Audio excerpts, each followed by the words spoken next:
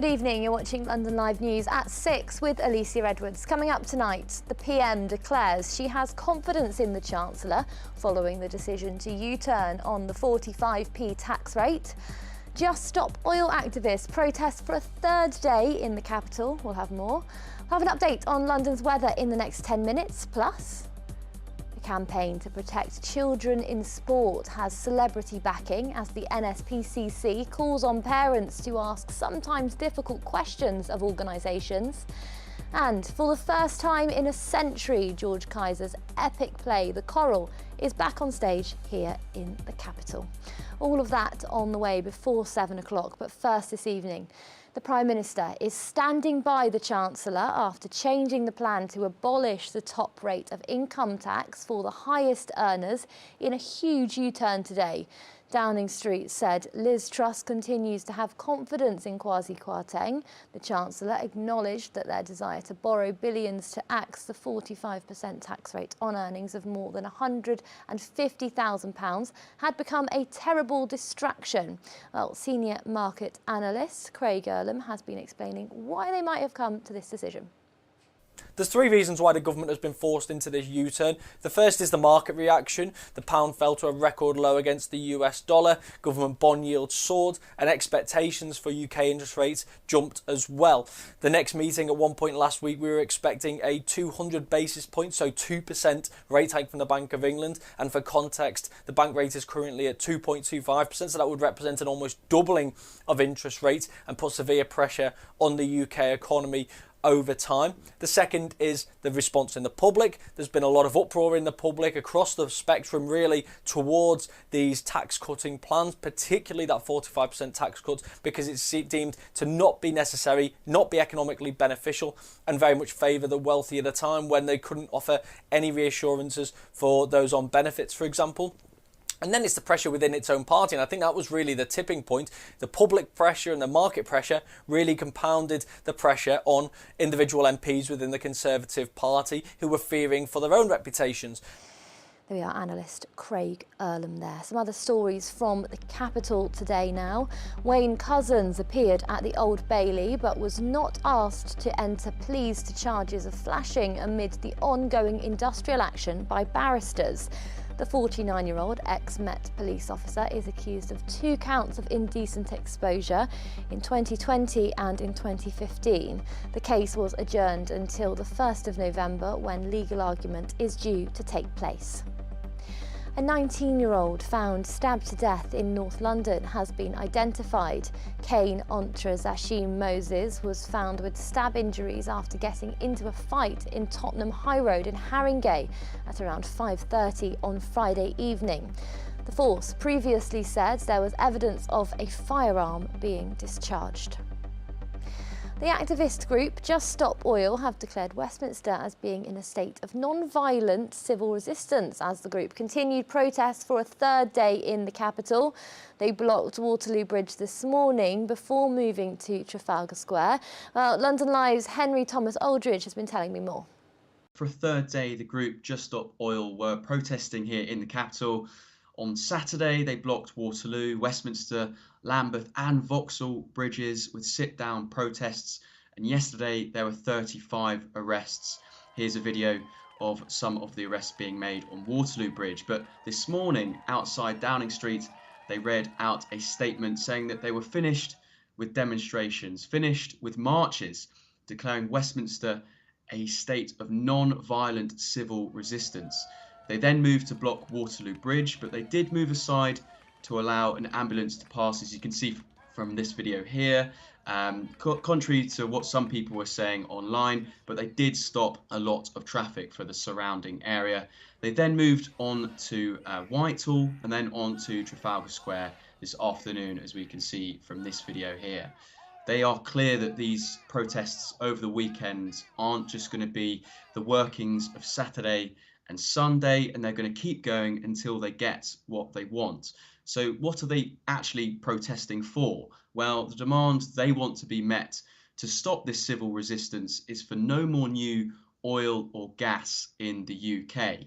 We've heard so much about the cost of living crisis recently, and with the announcement of the removal of the ban on fracking made by Liz Truss, They're really trying to bring this issue to the forefront of everyone's minds before this winter. I think that was the thing that they were trying to say as well, because this is going to be potentially a really serious winter, which could have very dangerous results. As they said, lots of people won't be able to pay for their heating.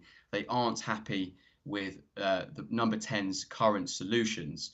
But many say today was an empty declaration and won't trouble the government. This is what Dave Robinson tweeted earlier today.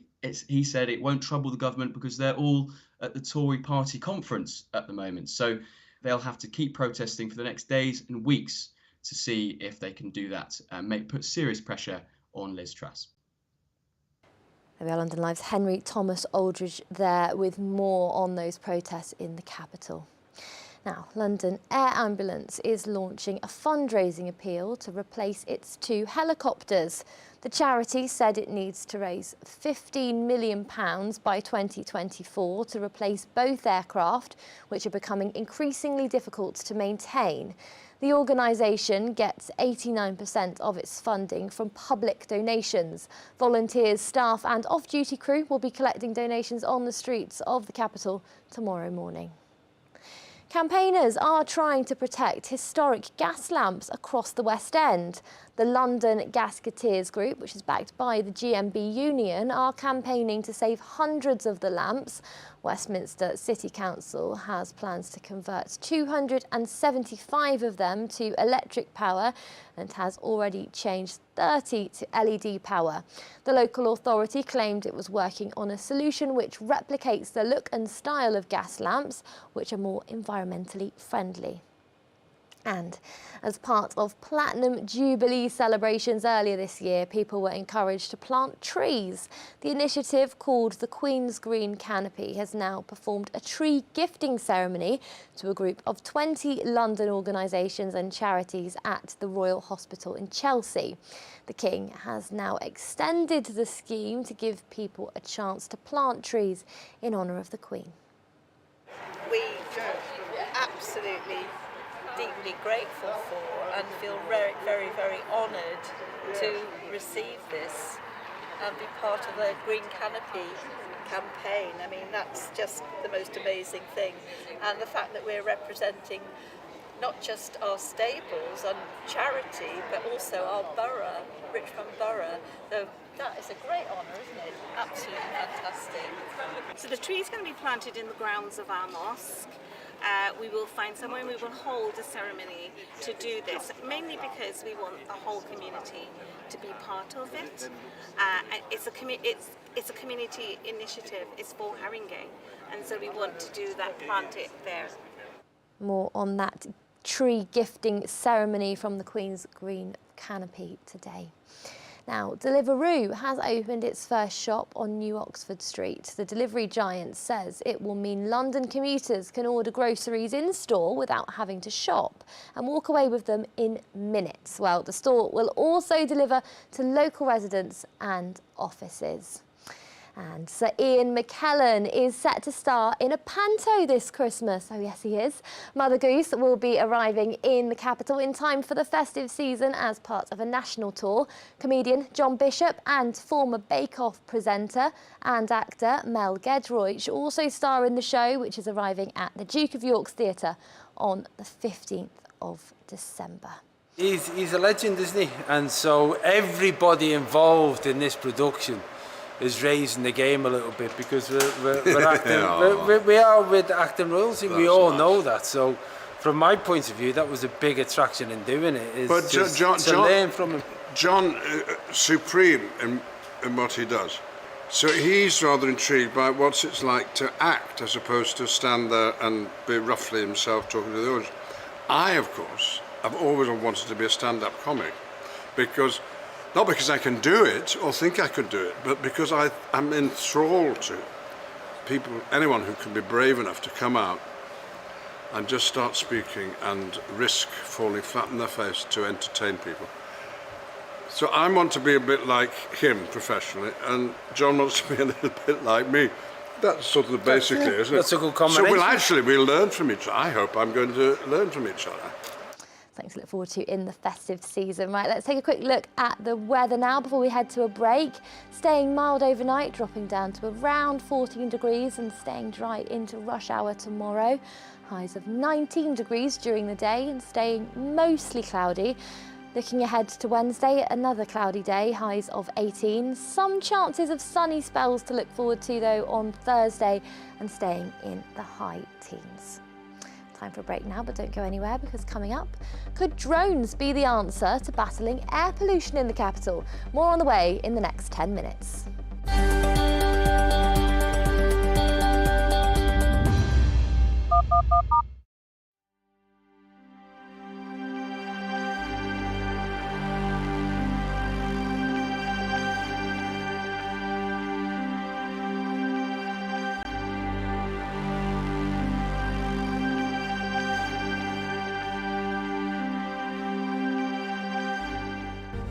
From breaking news to headline events, the latest trends and places to be. You can now keep up to date on daily life in London across London Live's social platforms. Start the day with an update on the travel and weather, and know what's on around the city and what's being seen by others.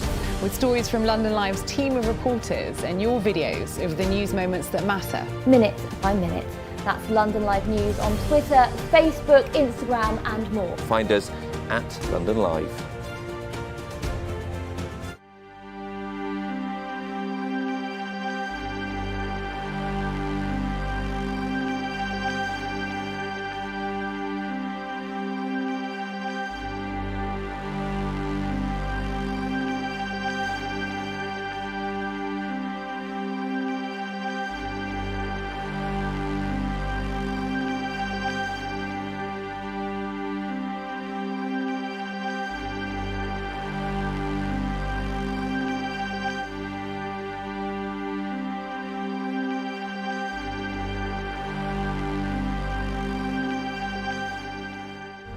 From breaking news to headline events, the latest trends and places to be. You can now keep up to date on daily life in London across London Live's social platforms. Start the day with an update on the travel and weather, and know what's on around the city and what's being seen by others.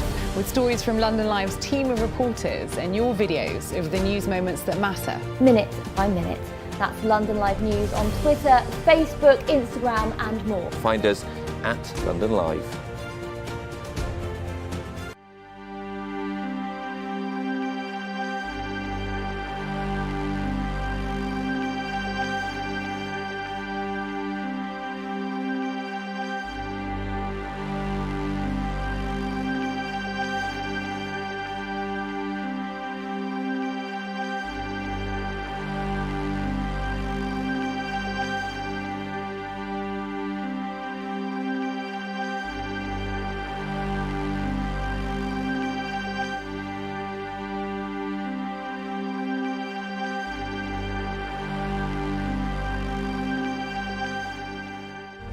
From breaking news to headline events, the latest trends and places to be. You can now keep up to date on daily life in London across London Live's social platforms. Start the day with an update on the travel and weather, and know what's on around the city and what's being seen by others. With stories from London Live's team of reporters and your videos of the news moments that matter. Minute by minute. That's London Live News on Twitter, Facebook, Instagram and more. Find us at London Live.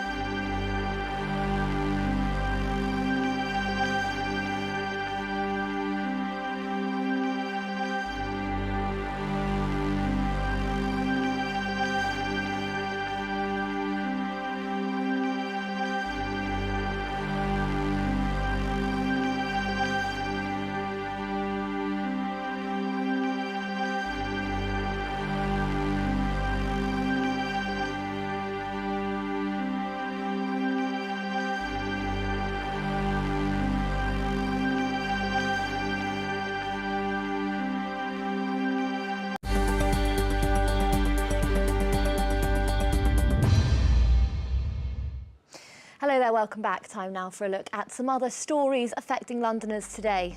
Households are set to see almost £150 million taken off their water bills after 11 water suppliers have been slapped with fines. Regulator Ofwat said that the utility companies have been billed for supply interruptions, pollution incidents and internal sewer flooding. Thames and Southern Water performed the worst and will have to return almost £80 million to customers. The rising cost of carbon dioxide could add £1.7 billion to the cost of groceries in the UK. Research by the Energy and Climate Intelligence Unit showed that the food and drink sector could end up footing the bill for liquid CO2 if gas prices stay high.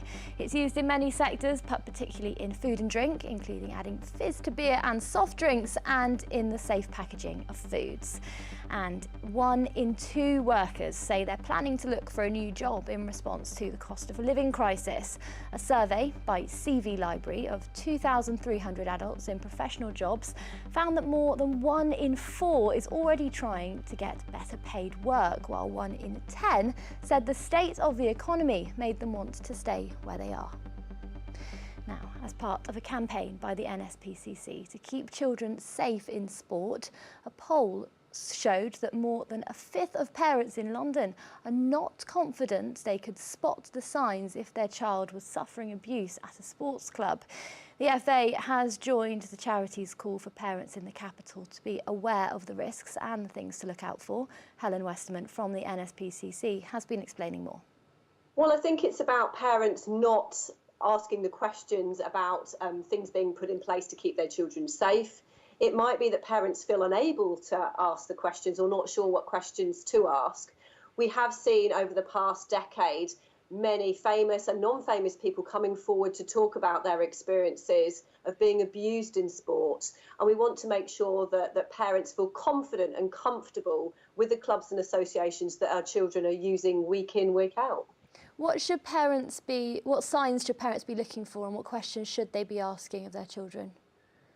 Absolutely. I mean, parents should be talking to their child's club or association about what safeguarding they have in place, things around safer recruitment, what happens if they had a concern about what their child was experiencing and how would that be managed, all those sorts of things. So it's things that parents wouldn't necessarily think about, and week to week their child is having a wonderful time in that activity. But what happens if the child comes to them and says someone is making them feel uncomfortable, or another child has done something? What systems have that club got in place to protect the child? Children may not always come home and discuss their experiences with their parents. What kind of questions should parents be asking from the children just to make sure that they are safe? Yeah, I mean, for most parents, they will be asking their child about, are they enjoying their activity? Are they, are they comfortable with their peers and their colleagues playing those sports? But things like, how's it going with the sports coach, the tutor? Are you happy with them? Do they make them feel? Do they make you feel comfortable and included, etc., etc.? And also, if something didn't make you feel quite right or left you feeling uncomfortable in your tummy, you could always come to me or another trusted adult, or perhaps somebody at school, or indeed Childline. Absolutely. You mentioned there you've got some celebrity support behind this campaign.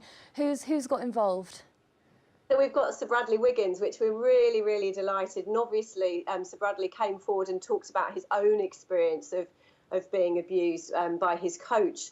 And we've set up a helpline for those involved in cycling who may have experienced such abuse. So we're really grateful to have sort of high-profile celebrities like Sir Bradley, supporting our work in this area. And that gives it a profile for others to know about. But yeah, we're delighted to have that support. This campaign is about raising awareness for parents themselves. More than a fifth of parents in London are not confident that they could spot the signs if their child was suffering abuse. But what more can be done from a safeguarding perspective before it gets to the stage where parents have to intervene and ask questions?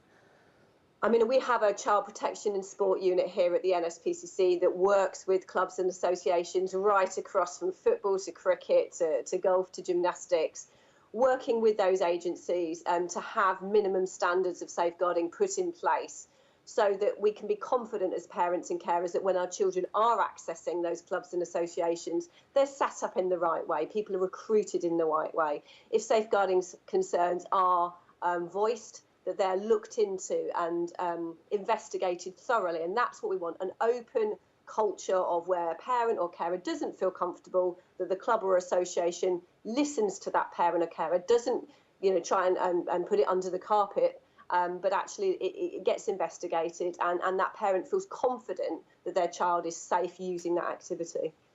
There we are, Helen Westerman there. For more information about the campaign and for access to the resources she mentioned there, visit nspcc.org.uk/safe in sport. Now, an expert in drone technology has called on the government to support the World Health Organisation's plea for Britain to act to protect the health of our most vulnerable people by dealing with the threat of air pollution. Robert Garbett says making use of drone technology could save lives. Well, he's been here in the studio explaining just how. You will obviously be aware that it's not just the World Health Organization, but there's been a number of reports out recently about the dangerous levels of air quality that we have in our cities.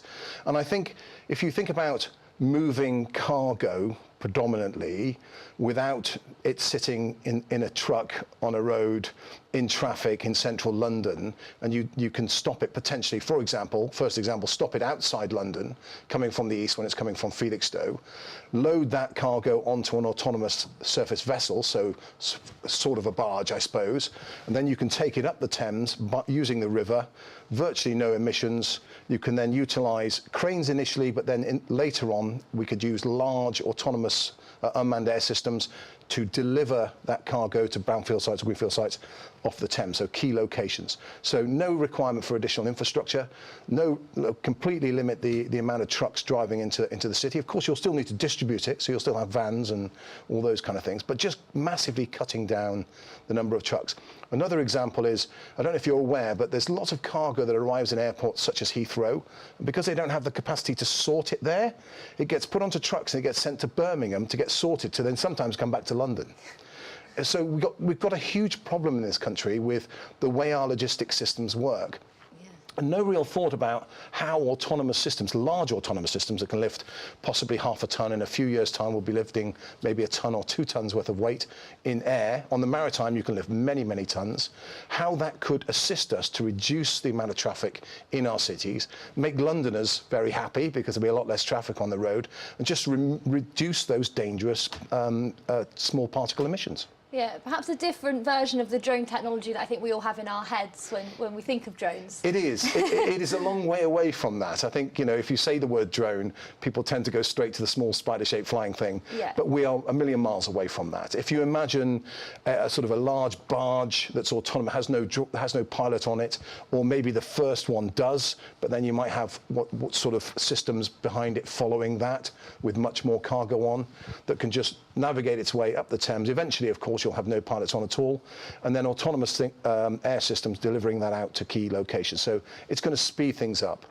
There was a study that we did recently for a logistics firm in London called Mango, and we were looking at a 12-mile stretch from Orpington to Rotherhithe, and it currently takes them in a van up to 90 minutes to drive that distance. Obviously, if you go direct line of sight along a railway line, it's 12 miles. But of course, by road, you've got to go through the Blackwall Tunnel, through the whatever it may be. So from 90 minutes, we can, using an air system, we can get it down to 9. So we can do 10 journeys in the space that it takes a van to go and drop off one load, and then it has to come back empty. And then, so it just doesn't make any sense that we continue to go down that road of utilising just road transport for logistics in our cities. When it comes to the risks, how confident are you about the safety of using drones in this way? Absolutely. So the safety is absolutely the heart of everything we do, and I think that shows by the program that we've recently launched, which is the Phoenix program that's been going for about 18 months, is looking first at the infrastructure required to ensure the safe operations of these systems. So it's not about just buying an aircraft and saying, okay, let's put some cargo on it, fly it to there, see what happens. You've got to have the infrastructure in place and the software systems in place and the standards in place, which we are currently leading on in the world, to make sure that when that takes off, if anything happens on the way, it can land safely, land effectively, not cause any damage and not hurt anyone. So it should be incredibly safe once we get to that position. And nothing like this is going to happen for the next few years, but we can really start to make a start now. And if you look at it, the opportunity for the UK to lead the world in the development of this technology in this way would create a huge growth opportunity for our government, which I'm sure something the Prime Minister would be very keen to look at. But it is a massive industry. Currently, we're kind of falling behind because we're running endless trials, which are all very valuable to get the technology up to a certain level, but we're not really looking at the infrastructure. We're not really looking at the business case around it. We're not seeing how this could be implemented in a commercially viable way, and that's what we need to start doing. So you mentioned there the government. What's your call to the government? Well, my call to the government is, whilst the trials and the funding of trials is really important, there now has to be a parallel track for looking at the business model. A model such as the Phoenix program sets the scene for what needs to happen next, which is how do we commercialise? What infrastructure do we need? And that's physical, digital and human infrastructure.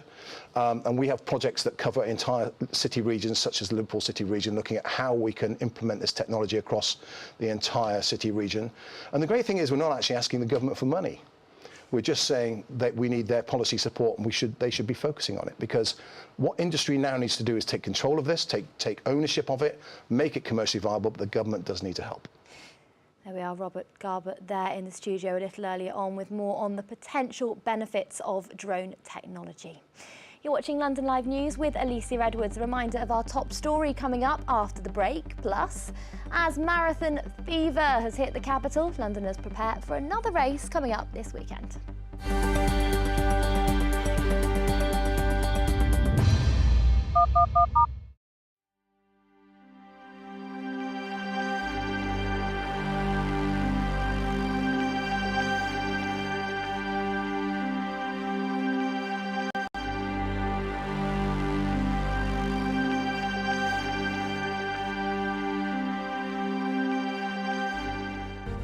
From breaking news to headline events, the latest trends and places to be. You can now keep up to date on daily life in London across London Live's social platforms. Start the day with an update on the travel and weather, and know what's on around the city and what's being seen by others. With stories from London Live's team of reporters and your videos of the news moments that matter. Minute by minute. That's London Live News on Twitter, Facebook, Instagram and more. Find us at London Live.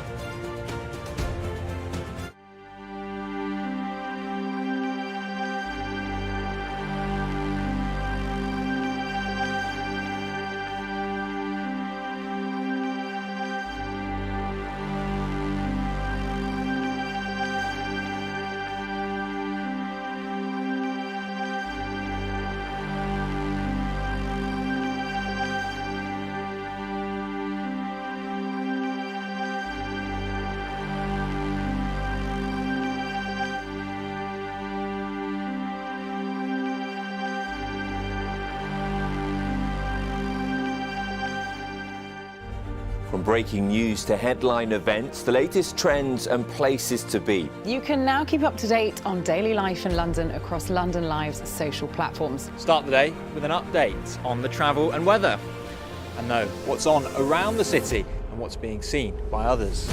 With stories from London Live's team of reporters and your videos of the news moments that matter. Minute by minute.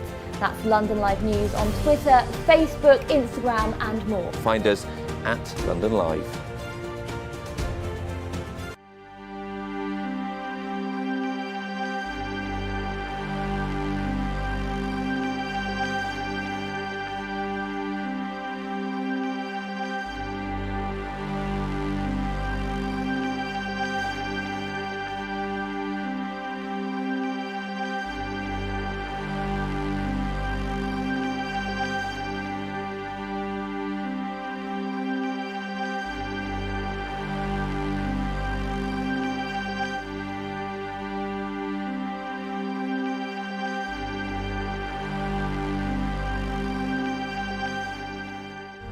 From breaking news to headline events, the latest trends and places to be. You can now keep up to date on daily life in London across London Live's social platforms. Start the day with an update on the travel and weather, and know what's on around the city and and what's being seen by others.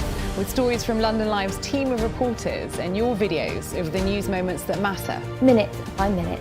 That's London Live News on Twitter, Facebook, Instagram and more. Find us at London Live.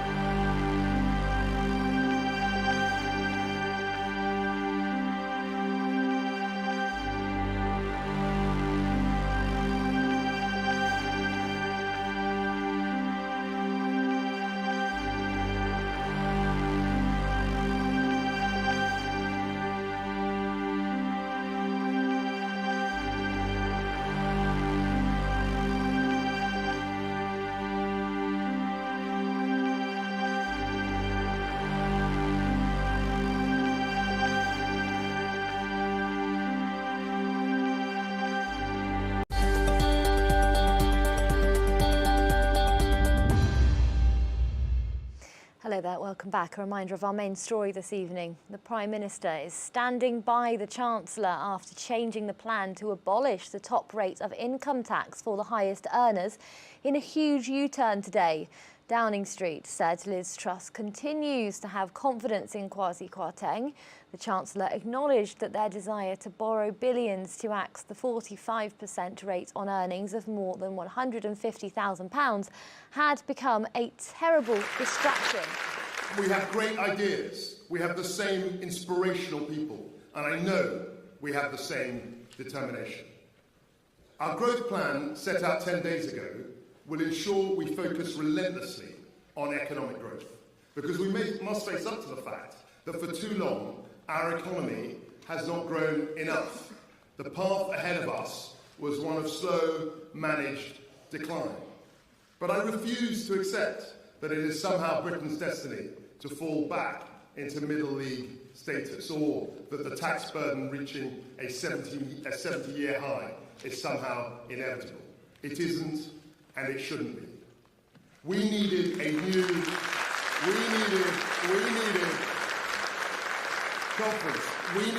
new approach focused on raising economic growth, because that is the only real way to deliver opportunities, to deliver higher wages, to deliver more jobs, and crucially, to deliver that revenue to fund our precious public services. And it is the best and only way of achieving long-term fiscal sustainability. Because it is only by raising economic growth that we will spread opportunity and prosperity to every corner of our country. With economic growth, everybody benefits, and I mean everybody. While we all believe in growth, we as Conservatives also believe that it is an important principle that people should keep more of the money they earn. I don't need to tell you that. Some other stories from the capital today now. Wayne Couzens appeared at the Old Bailey but was not asked to enter pleas to charges of flashing amid the ongoing industrial action by barristers. The 49-year-old ex-Met police officer is accused of 2 counts of indecent exposure in 2020 and in 2015. The case was adjourned until the 1st of November when legal argument is due to take place. A 19-year-old found stabbed to death in North London has been identified. Kane Ontra-Zashim Moses was found with stab injuries after getting into a fight in Tottenham High Road in Haringey at around 5:30 on Friday evening. The force previously said there was evidence of a firearm being discharged. Now, London Air Ambulance is launching a fundraising appeal to replace its 2 helicopters. The charity said it needs to raise £15 million by 2024 to replace both aircraft, which are becoming increasingly difficult to maintain. The organisation gets 89% of its funding from public donations. Volunteers, staff and off-duty crew will be collecting donations on the streets of the capital tomorrow morning. Campaigners are trying to protect historic gas lamps across the West End. The London Gasketeers Group, which is backed by the GMB Union, are campaigning to save hundreds of the lamps. Westminster City Council has plans to convert 275 of them to electric power and has already changed 30 to LED power. The local authority claimed it was working on a solution which replicates the look and style of gas lamps, which are more environmentally friendly. Now, if you're feeling inspired to get those running shoes on after yesterday's marathon, there's another possibly slightly more manageable option in the form of Great Ormond Street's race for the kids happening this Saturday. The Family Fun Run is a 5k loop around Hyde Park with runners hoping to raise as much money as possible for the children's charity. Chris and Victoria Child's daughter, Aurora, was diagnosed with a rare genetic condition shortly after she was born. Chris is taking on the challenge and told Paul more about their story. We had the appointment with the health visitor who done the head circumference and sort of brought up that he was off the top of the scale and that there could be some more underlying issues, which we was obviously a bit worried about. Went to a couple of meetings with the consultants who then went for MRI scans. They said, we need to take you straight for an MRI on her head. And we were like, oh my goodness, what's going on? It was all a bit quick. And then they said, wait 2 weeks for the results and, you know, I'm sure it'll be fine. And then we waited. Then we got the telephone call saying she's been referred to Great Ormond Street. We found something wrong with her brain. So wait for a consultant appointment, but it was in the middle of COVID, so we had to wait longer than we expected, so we were really worried. And then after that, Great Ormond Street took over, which have been just phenomenal, to be quite honest.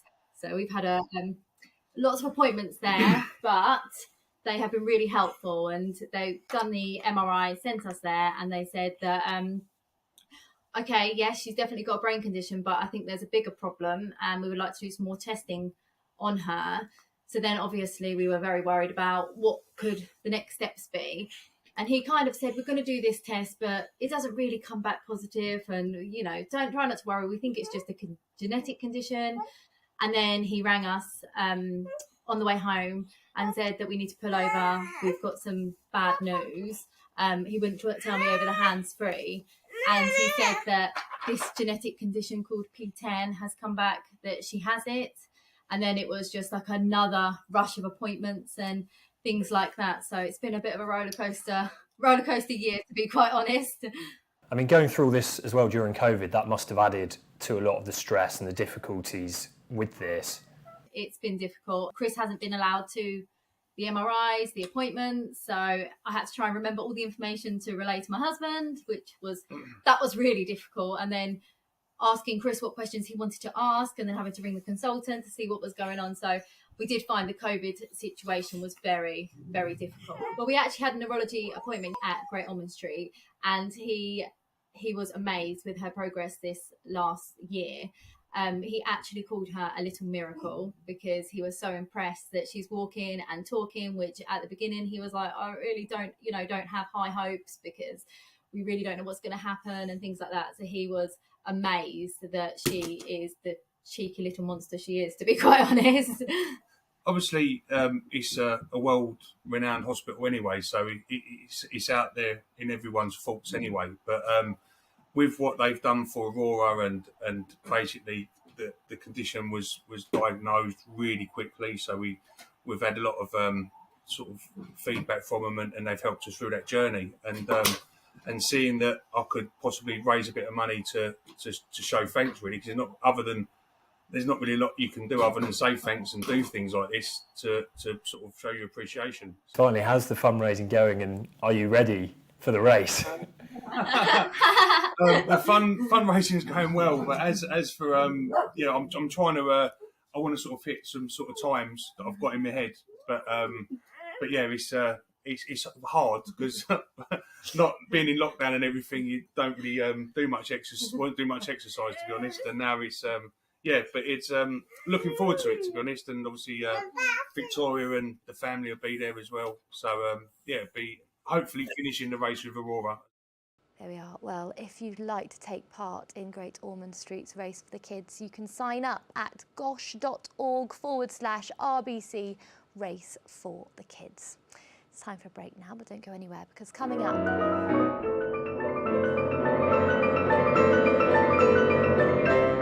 World-renowned musicians head to the capital for the London Piano Festival, which is returning for its 7th year.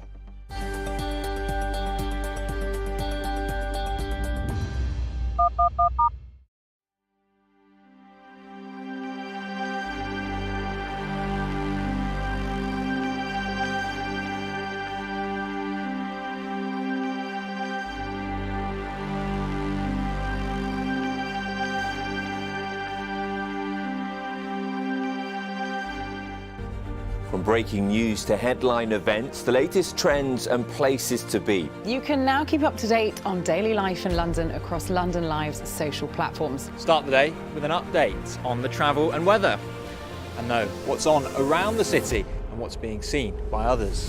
With stories from London Live's team of reporters and your videos of the news moments that matter. Minute by minute. That's London Live News on Twitter, Facebook, Instagram and more. Find us at London Live.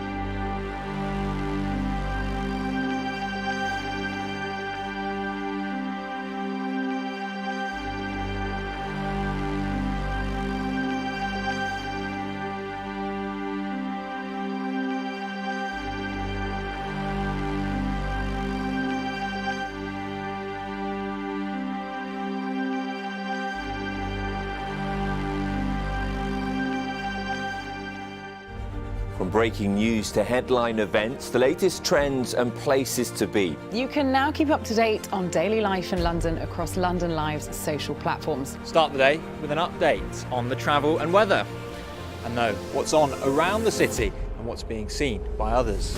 With stories from London Live's team of reporters and your videos of the news moments that matter. Minute by minute.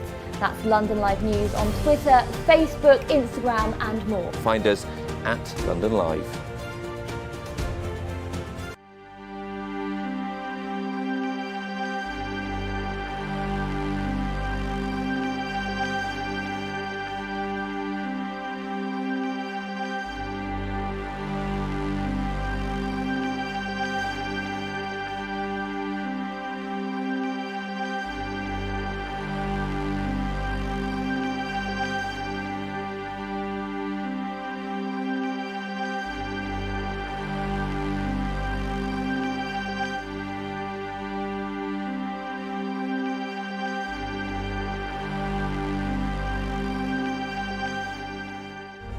From breaking news to headline events, the latest trends and places to be. You can now keep up to date on daily life in London across London Live's social platforms. Start the day with an update on the travel and weather, and know what's on around the city and what's being seen by others.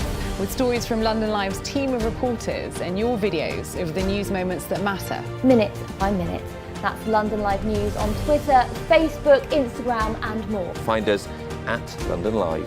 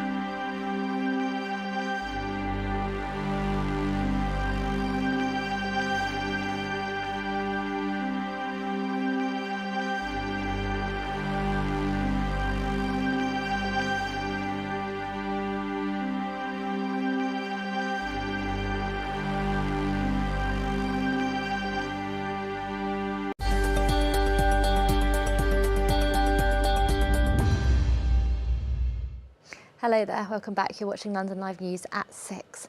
Now, the London Piano Festival is returning for its 7th year with world-renowned classical and jazz pianists due to perform. One of the highlights of this year's event is a nod to Austrian composer Franz Schubert, with Friday evening's programme bringing 4 pianists together to perform a variety of Schubert's greatest works. Well, 2 of those performers are also the festival's artistic directors, Katia and Charles, who have been speaking to Paul.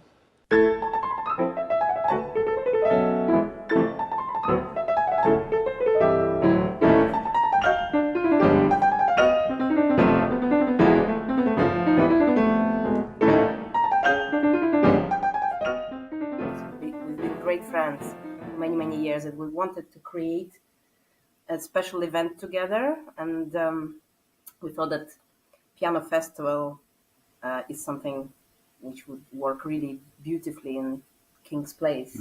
So often pianists have a solitary life. If they're not collaborating, they're giving solo recitals. And when we were younger, we and many of our colleagues would meet in piano competitions around the world, and that's what we wanted to set up for the festival is much more of a celebration of pianists who we admire, and some of whom are new to us, some of whom are old friends, rather than a sort of competition scenario. Yeah, we also wanted to create an event which had variety as well. So we have quite different concerts, classical, jazz. We've had some children's concerts and lectures. Yeah, so a wide range, not just your traditional solo piano recital, but often we became well known for doing our 2-piano gala. And we've done 5 editions of that, including commissioning new works. And that's where 2 grand pianos are placed, sort of interlocking together, and pianists collaborate.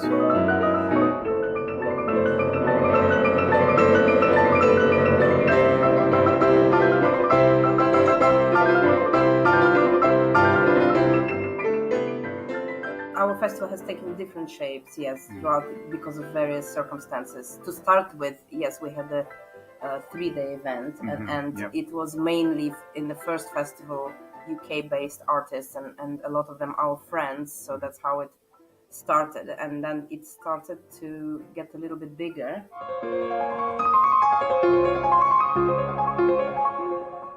One of the highlights of this year's event is the Schubertiada. Can you tell me a bit more about this and why you've chosen to perform a recital like this? We've never done 4 hands, so 2 pianists sitting close together at 1 piano, and that's something that Schubert particularly made his own, and he created these amazing masterpieces. Some are really short and fun and very sort of immediately accessible, others are much more profound. But at the centre of this project is a very wonderful artist and great lady, Imogen Cooper. And Imogen is known as one of the finest Schubert interpreters in the world today. And we're both extremely fortunate to have studied with her and to have had her as a mentor, both individually and together. We're also being joined by an incredibly gifted young artist who studied with me at the Guildhall School. He's called Dominic de Gavino. And he's also studied with Imogen and I think played with Katia. So it's very much about collaboration. And the 4 of us will perform in every possible combination during the evening, a variety of Schubert masterpieces. So you're both directors of this event, but you're also performers as well. How do those roles intertwine? And I can imagine, right now, close to the event, it's quite all-consuming. Yes, it's been very intense for us because each festival we take part and play some substantial concerts and pieces, and together with organizing and making sure everything runs smoothly is quite hard. Rehearsal schedules, being in touch with other artists. But I mean, the great thing is that we have each other, so it's not just one person running this, so we can share responsibilities. We're delighted with the success of this. It will be our seventh festival and 6th full festival, because in 2020 we just did a special gala, 100 people and online.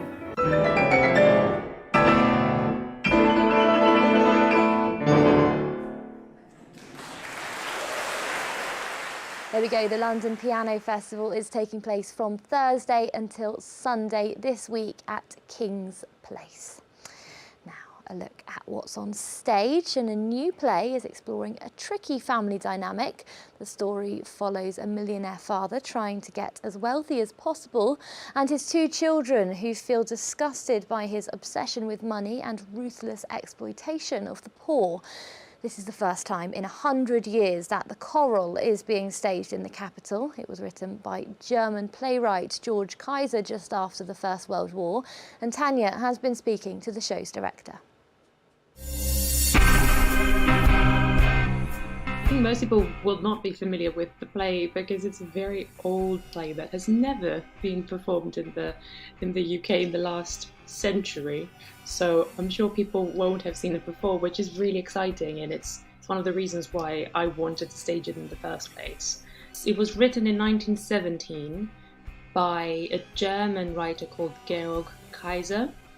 He used to be really big in Germany up until the Nazis, when he completely obliterated him and they destroyed and burned all of his books. So that's one of the reasons why he's not that well known today, sadly. But the play is about a multimillionaire father who had a very traumatic past and has done whatever he can to distance himself from that trauma. And in a way, he's been making himself richer and richer and more powerful in order to be able to, first of all, avoid that traumatic, horrible past, but also protect his 2 daughters from that horrible, traumatic past. But what happens in the play, and I'm not going to spoil too much, is that the 2 daughters decide that they don't want to be like their fathers, and they don't want to inherit that wealth, and they don't want to lead that kind of isolating and privileged life, and they want to explore the world, work, and make their own decisions. So it is very much a play about 2 generations fighting against each other. And it's such an interesting, albeit difficult, story behind where the writer comes from and his history. Do you see a lot of, that time in history just after the First World War, a lot of conflict, and I imagine trauma will have come from that? Do you see a lot of perhaps what he went through kind of bleeding into his work and the way that he writes and what he writes about? Yeah, 100%. I think that, first of all, World War I was a huge inspiration. The Russian Revolution as well, in that sense of wanting to break away from the past and create something different, rebel against the past. Then again, you see characters that for the first time are very psychologically driven, and they try to understand their motives, and they try to understand what is it that drives them, propels them towards a certain motive.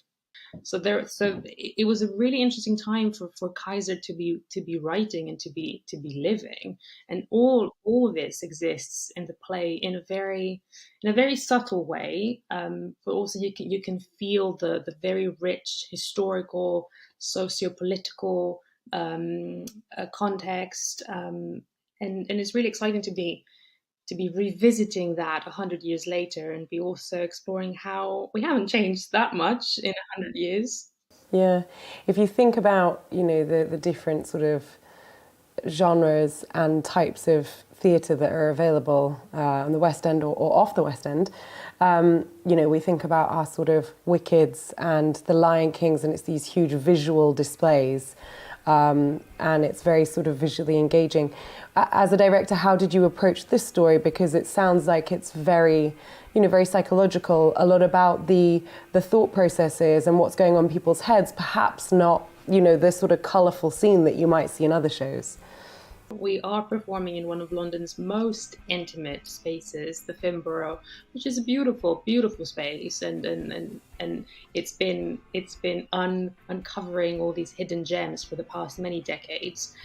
But it's so intimate that the audience feels like they are on stage with the actors, and they can get to see the details on their faces and the gestures of their hands in a way that it will never be possible in the West End or in those big musicals.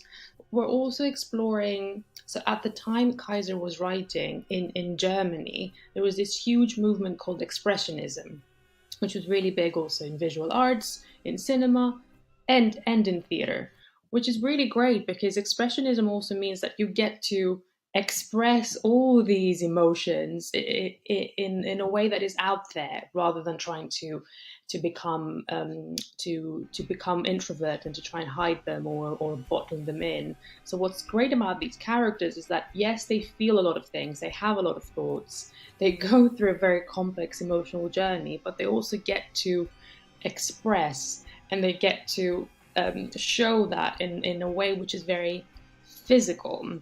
So the movement element of the piece is also very interesting and very significant. I've been working really closely with a movement director. We've been using music as our key component to drive through these emotions, to explore these emotions, and to get to see these characters not just as human beings, but also as archetypes, as complex human beings, but also as symbolic existences. Emily there speaking to Tanya, and the Coral opens tomorrow at the Finborough Theatre and it's on until the end of the month. Right, before we leave you, it's time to take a quick look at the weather. Staying mild overnight, dropping down to around 14 degrees and staying dry into rush hour tomorrow. Highs of 19 degrees during the day and staying mostly cloudy. Looking ahead to Wednesday, another cloudy day, highs of 18 degrees. Some chances of some sunny spells to look forward to on Thursday and staying in the high teens. And that's all we've got time for this evening. Thank you for joining us. For more news and stories from London Live, do follow our social channels. You can find us in all the usual places at London Live. And from all of us here, have a lovely evening.